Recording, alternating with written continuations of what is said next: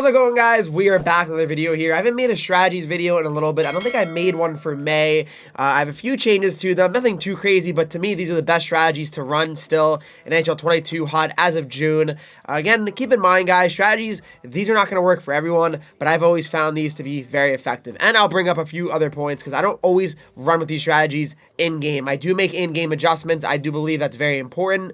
And yeah, I'm going to go over all the strategies that I have currently active, all right? So here we go. So looking at the strategies that I have going right now, 1-2-2 aggressive. So I've had that actually for a while here as well, a couple months I'd say as well.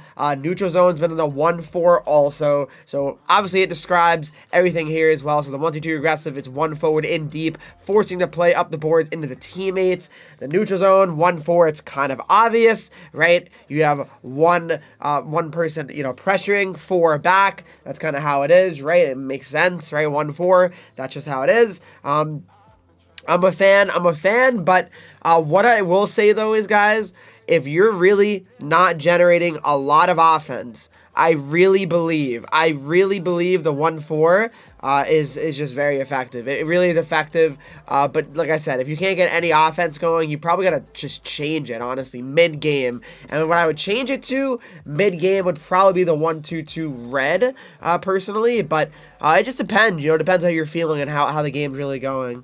It really just depends. So I would say, like, for the most part, guys, roll with the 1-4, but if scoring gets really difficult, I would definitely consider changing. Trapping the forecheck, it's kind of in the middle here. I don't want to, like, trap too hard, but I also don't want to forecheck too hard. But again, it's another thing that can change in game. Offense is not there. I crank the forecheck all the way to 6. It just depends, really. It's all situational, I'd say, a lot of strategies. I think most good players go into the game with a certain strategy, but they really understand what's going right or wrong, and they actually change the strategies in-game. I think that's one of the most important things about strategies, honestly. You can't 100% live and die with them because, sometimes you're going to die with them against certain players because matchups can really be a factor. Maybe against a certain guy, these strategies are not going to work, but against 10 other guys, it works, right? It all depends, right? Offensive pressures in the standard section, defensive pressures in the normal category as well. Defensive strategies in collapsing. I like collapsing a lot. I feel like the only reason you change it from collapsing to like tight point or something would probably be if a guy's just spamming DDD one-timers, really. I don't really feel that other things besides collapsing are very worth it. Even tight point, yeah, it can be worth it, but I just feel, I don't know, unless someone's shots are only from the point, then okay, then we're talking. Then I would say you gotta probably put it on tight point. Penalty kills in a passive box as well. Passive box, I feel like that's always been pretty good. My penalty kill's not bad. I like to think that I do a pretty good job there, that my strategies help me out there. My power play's on overload. There's a lot of info on the screen there. It's set up in the corner with all the offensive personnel on the one side of the ice. Cycle the puck, use player movement, misdirection, and quick puck movement along the outside of the ice to pull defensive players out of position to create scoring opportunities. So I feel like my power play has been a lot better as well. I used to run umbrella on the power play, but ever since I put it on overload, I feel like I've gotten a lot more goals and a lot more chances. I feel like my guys are where I want them to be, and it's really great to, pass around and get that great shot we're looking for. So I really like the overload. Power play carry slash jump, I put that on 0. Control breakout, it's on strong side slant here. Defender waits behind the net for the center to swing the center, and right winger will generate speed throughout the neutral zone, and right winger will cut to the strong side. Just something I like. I like the breakout personally. I've always thought it was just a good breakout, so that's why I run with it. The power play breakout's a center lean option here. The power play breakout, it's not as important, but you have an extra guy, right? Like, you should have really no problem breaking out if we're being honest. So, yeah, the puck carrier looks for an option in the middle of the ice.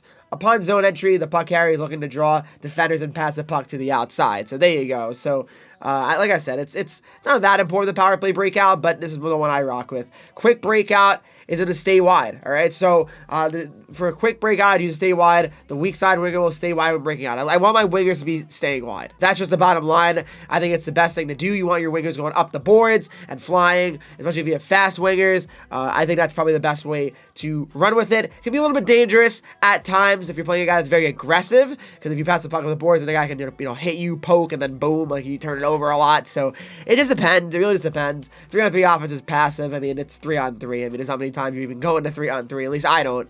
But yeah, I don't really do much for that. Then to the offensive lines here. So behind the net is what I've run the whole year. Behind the net to me is the meta. It just is. You got to really cycle down low to be effective in this game, I believe. If you're cycling it down low, you're just going to confuse the defender. He's going to eventually chase you behind the net. You get a quick pass out in front, easy cross crease goal. That's really what I think. I feel like behind the net's just always been the meta, really, for the last couple years here. And I mean, yeah, you could use like crash the net. You know, if you take a lot of shots, right? Looking for rebound goals, okay. But I feel like overload's really not that great. I'm not a fan of overload on the offensive lines. But behind the net, to me, makes the most sense. Carry slash jumps on 0. Cycle slash shoots over here.